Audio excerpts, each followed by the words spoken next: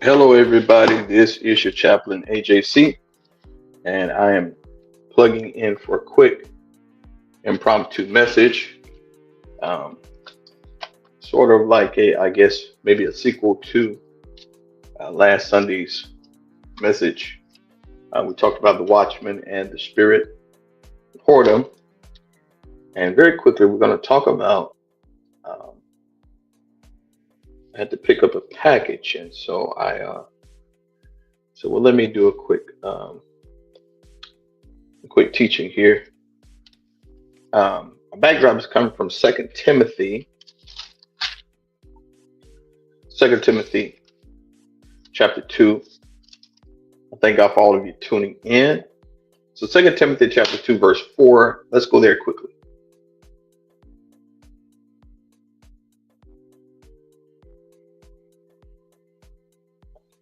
Second Timothy chapter 2, verse number 4. Now, today's message is the watchman and the church. The watchman and the church. In this particular teaching, the phrase or the word watchman is synonymous with pastor, also with the word elder, and also the word overseer, or what we call bishop. Again, the watchman. The watchman is on par with pastor, elder, or what we would call ruling elder or overseeing elder and bishop. Scripturally, when we deal with the scriptures, these are synonymous terms. However, the church over the years has morphed into something, and we have a lot of people have made these titles to mean um, other things akin to or as it relates to the organization. Now, Second Timothy chapter 4, Paul charges Timothy. Timothy is a young bishop, young pastor, under the tutelage of the Apostle Paul. And so Paul is dealing with Timothy. He's trying to make sure that Timothy is prepared and ready for the ministry that he has given him. Now, one of the things that um, he begins to charge him or give him instruction. A charge is more than an instruction. A charge is um, an official release of responsibility. He is basically telling Timothy, giving Timothy his responsibilities as a bishop, as an elder, as a pastor. Um, he's telling him also as a pastor to do the work of an evangelist as a pastor as well. And so Paul is charging Timothy. One of the things that I want to say in this particular message today is there are some things that there are some things in the relationship between the watchman and the church, or the pastor and the church, the elder, bishop, and the church. This is supposed to be a relationship. Scripturally, it's supposed to be a relationship, meaning that the leader, the elder, the bishop, the pastor is supposed to relate to the flock. Um, and the flock is also, the church is also supposed to relate to the leadership. Now, there are things that the church has become in the past, probably, I would say probably, um, I would say probably 100 years. Um, we're in 2025. Yeah. So probably the past 100 years, the church has, there is something that has transpired in the church that was at one point and still is in a lot of churches, heresy. Women being elders, bishops, pastors was not a common thing. It's not a New Testament practice. Um, and I'm not prejudiced. I'm just saying that it is not a New Testament practice. Um, Again, it was a church practice um, at large until probably the past 100 years. This was a heresy, or something that went against Scripture, also went against the tradition of the church. Now, um, I'm not here to bash women leaders, but we do provide education. That's educational. Now, One of the things that I think is we have lost in this art of the flock, the watchman, the flock and the leadership is the relationship of um, what this is supposed to look like scripturally. Um, because what it has become is not what it's supposed to look like scripturally. There are some things that are expected. I think church now has become something that we do and not something that we are. We don't see ourselves that we are the church, and that if you're part of the local assembly, that you are a part of a living part of that local assembly. I don't think most people see it that way. I think a lot of people see it as, well, this is something that I do, and the ministry is something that I attend when I want to or when I can. I go to it. Not I'm a part of it. And so when I'm not a part of it, but I go to it, well, on things that are essential, like the communion, we don't show up because we don't feel like I'm a part of that. Um, Things of baptism, um, we don't feel like I need to show up to that when people are baptized into the family of God. It seems like if you're a part of something and people are being baptized into the family, you as a part of the family would feel a need to be there to witness that particular event. But now the church is so individualistic, and we don't see ourselves as part of a collective, many members, one body, many members, one church, one local fellowship. Because we don't see that, we only see ourselves, and that I support. We said, okay, I support this church. We don't see that I'm a part of it and that I belong there. And there are people that in their mind, it's oxymoronic, but you have people that in their mind, they belong, but they're not a part of it, meaning they're not a part of the belief system. They're not a part of the events. They don't show up to the essentials. They're not a part. They don't feel a necessity.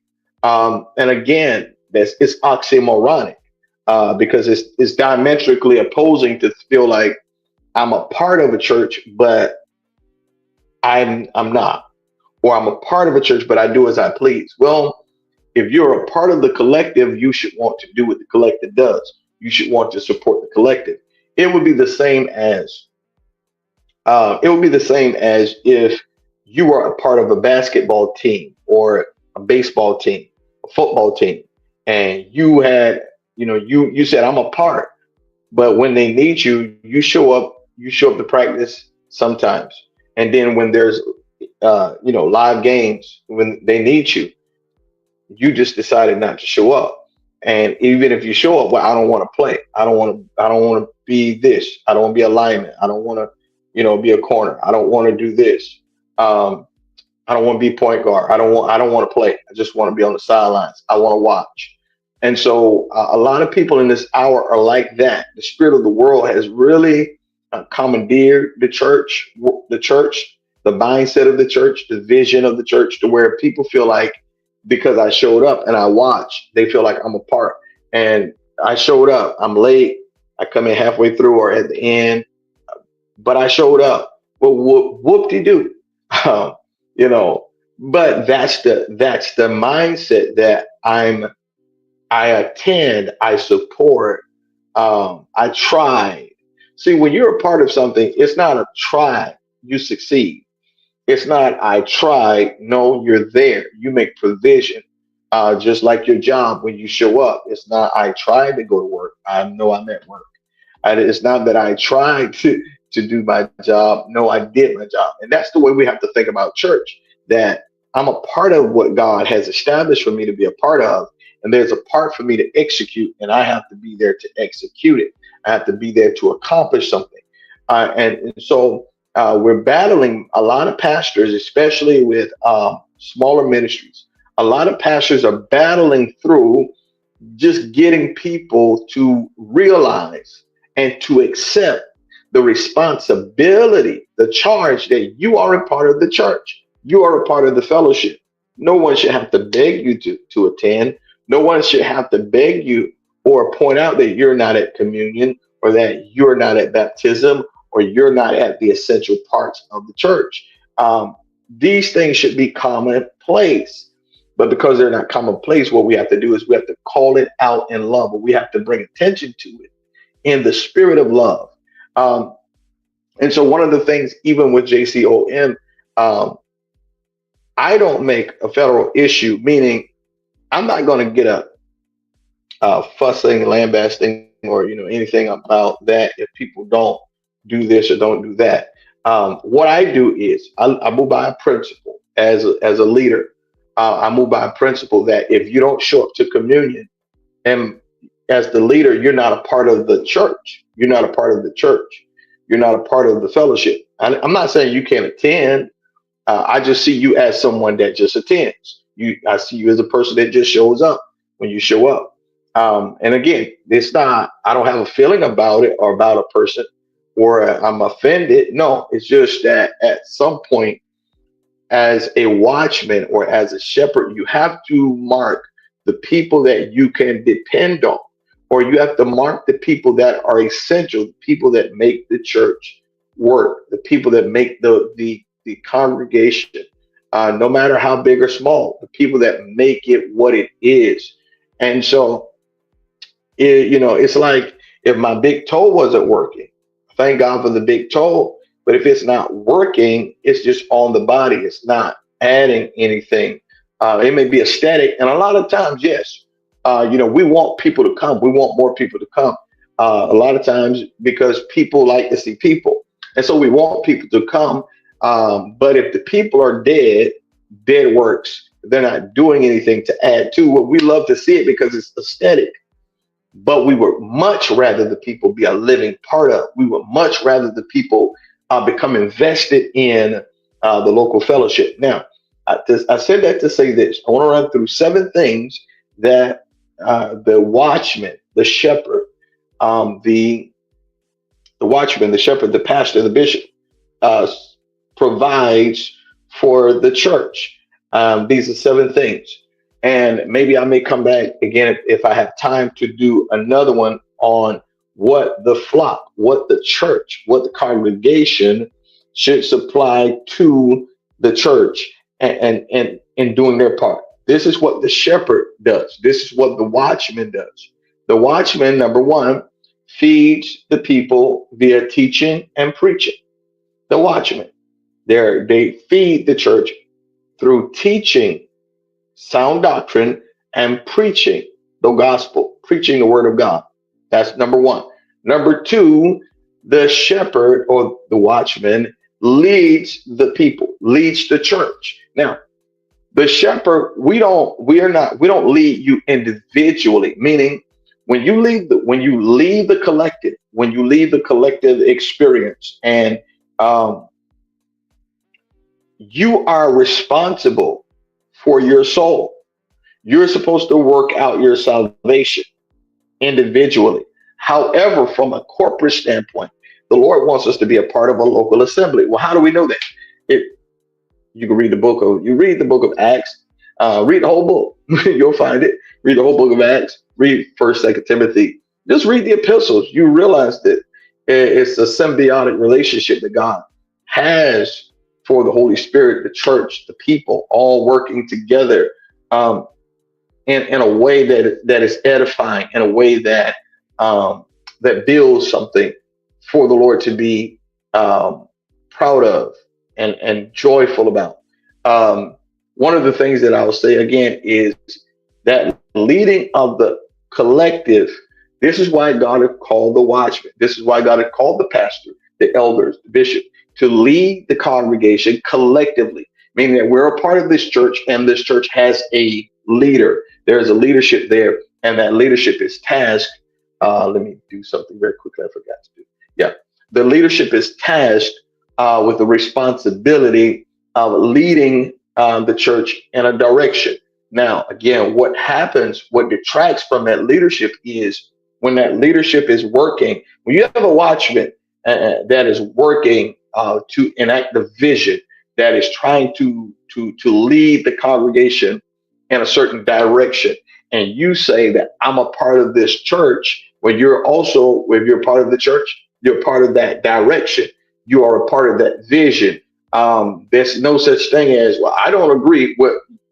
It's not about you agreeing about an individual or a sense of direction of where the church is going. And I'm not talking about something that's damnable or heretical, but I'm talking about common things. Even with that, we have to find ourselves saying, okay, if God has called me to be a part of this, and I'm a part of it, well, I don't see where pastor's going, but I'm going to trust the God in pastor. I'm going to trust the God, the vision that God has given him, and I'm going to go with that particular vision.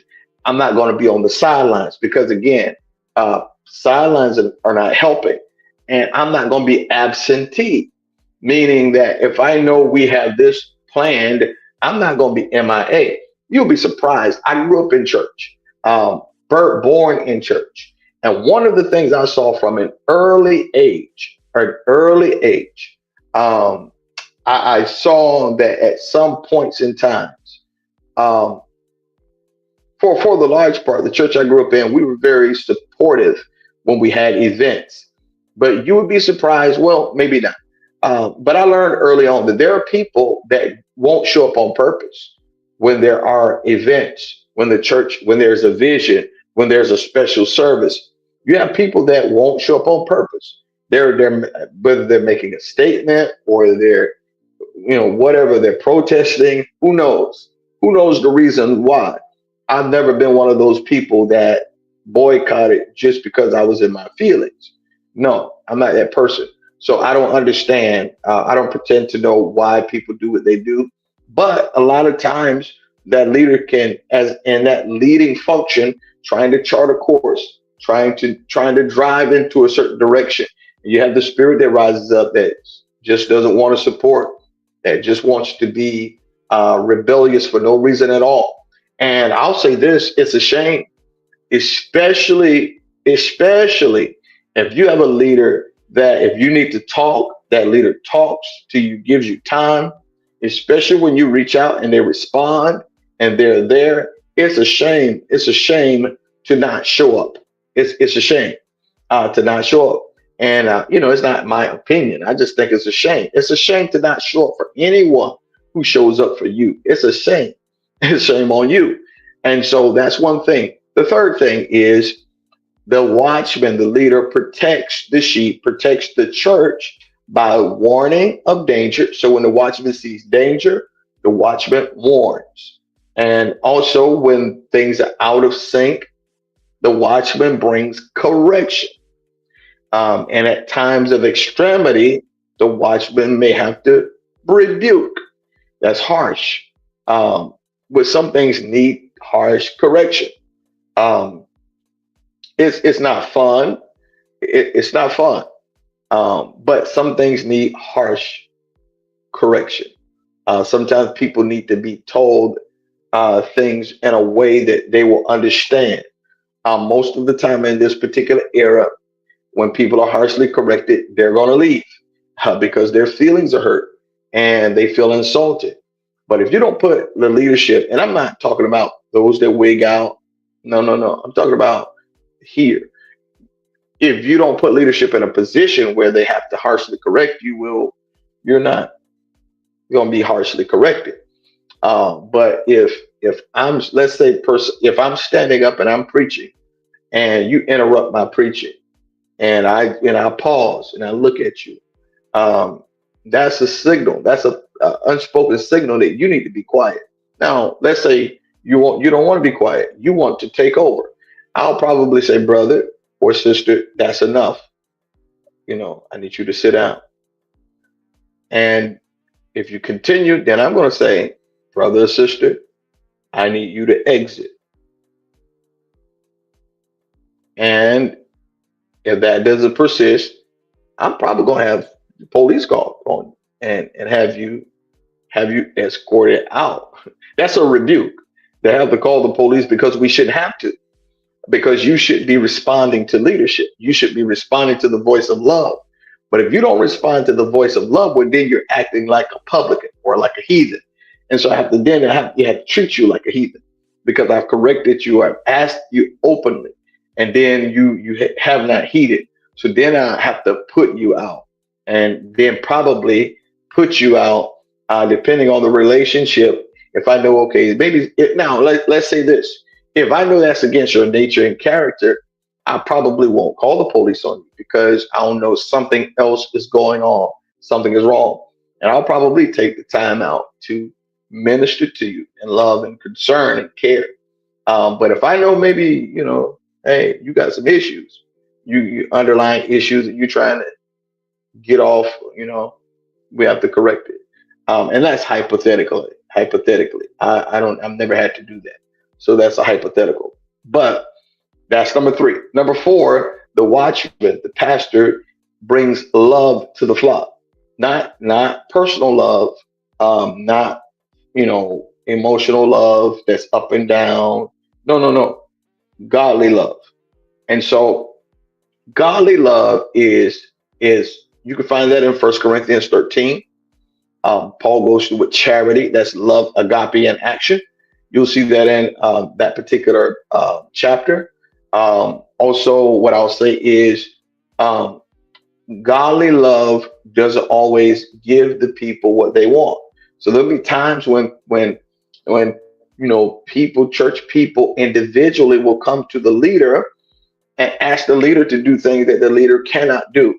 And maybe you may not understand it, but we all have to realize the church is not just about you. It's not just about you. The church is about us. It is a collective. And so there are times when the leader cannot do certain things because they don't want to set a precedent. And it's not about you personally, but it's okay, what does the word say? What is the doctrine? Or what don't we want to um what don't we want to project as being what don't we want to project as being or setting a standard? And I hope that makes sense. So there are times with agape when leadership would have to decline, or leadership would have to say, okay, I can't do that because of XYZ, or this, that, and the third and the fourth. Again, it's not personal, but the leadership is not about you individually. We're a part of a whole. We are a part of a collective. Okay. And so we have to see it as such. Um, Number five, encourage. The watchman is there to encourage you, encourage your soul, um, bring you, just encourage you when you're down, help you maintain your joy, help you stay encouraged in the Lord. Number six, spiritual advice. Many people call this counseling. But what I found about counseling is a lot of times it's not really counseling. A lot of times it's a listening session. People want the leader to sit down and listen to them and listen to their problems, but they don't want wise advice. They don't want to heed wise advice. But that's what the leadership is there for. Not to just hear you, not for you to have a cathartic session where you're just talking somebody's ear off on hours on end. No, it is supposed to be a privilege of you being able to express what you're going through. If you have an issue, if you have a problem, and listen to the wisdom of God. The seventh and final thing is the watchman, the bishop, the leader, the pastor is supposed to provide for the local fellowship a sense of home, a sense of this is where I belong. And that doesn't mean you're going to be happy or with everything. That doesn't mean you're not going to be upset with some things. That means home is about consistency. Home is about safety. Home is about, again, love. Whether you feel it or not, you see it in action. Um, it's home is the place of belonging. And there's something about a watchman. There's something about leadership that no matter where people you go, I can come back and I know, okay, I can trust my leaders. The leader that they're still doing, they're maintaining that level of consistency that's needed.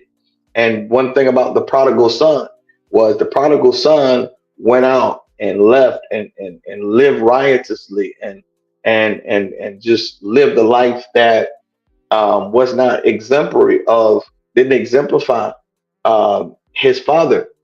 But when he came home. He always knew I had somewhere of consistency, a place of stability to return to. You know, a leader is a leader that when they start out in a month, and hey, there's 2 months, and a year later, they're still consistent. 5 years later, they're still consistent, doing what they're doing. And again, you could go to Texas and come back and still do. That's a sense of home. We should not take advantage of a sense of home, but we should learn from the prodigal son, and we should have a respect and an honor that when I have a place that I can go through and I'm not being cursed, I'm not being manipulated, nobody's trying to rob me of my finances, no one is trying to manipulate me. Um, I don't get my way because it's not my way, and I'm not always happy. But it's not about my personal happiness. It's about the joy of the collective, and that's what we have to find ourselves looking for. So if you have a shepherd that is feeding you the word of God, teaching you, if you have a shepherd that is leading you, protecting and warning you and correcting you through the word, providing that sense of agape love to you, sharing that love with you, encouraging you, spiritually advising you, and giving you a sense of home. You have somewhere to go where you feel safe. You don't feel like, again, you're going to be cursed. You don't feel like you're going to be embarrassed, et cetera, et cetera. You should be thankful because there's so many places, so many churches where it's toxic and people are being manipulated and people are just not they're manipulated like a drug and they feel like they're being blessed, but they really aren't, and they don't know any better because they're not sober minded. You should thank God when you're in a ministry and it's not a drug. They don't have to inject you with a drug. They're not trying to manipulate you to get you to praise. No, they're trying to teach you that you are a part of this, and we need you to bring your part, whether you do it or not. We need you to bring your part. And if you don't, we still love you. We still love you. And if you do, we thank God for you. So that's been a tidbit that I want to leave with you today. I've been encouraged. I have been so encouraged. Um, and I want to leave that with you again. If we have time, or if the Lord gives me the opportunity, or I should say, if I make the opportunity, I'll come back and do a part two or part three or part two of this really, and talk about what you should bring as the flock. What are you expected to bring to the collective? Because both parts are needed. We need all of it so that we can not only survive, but so that we can thrive. JCOM is surviving, but we could thrive if everybody brought their part, and if people would come off of the sidelines and get in the mix, get involved. If people would not see themselves as just attending and supporting whenever they want to, but be bold and be a part of the fellowship, we could be thriving and doing the things that the Lord wants us to do with great joy. So I encourage you to get involved. I encourage you to come off of the sidelines. I encourage you to not be self-centered, not to be vain, not to be narcissistic, but to humble yourself and become selfless, a selfless part of the local church. And I promise you, we all will benefit as a result of it. It's been a pleasure. Until we speak again, go in peace, beloved. Shalom, shalom.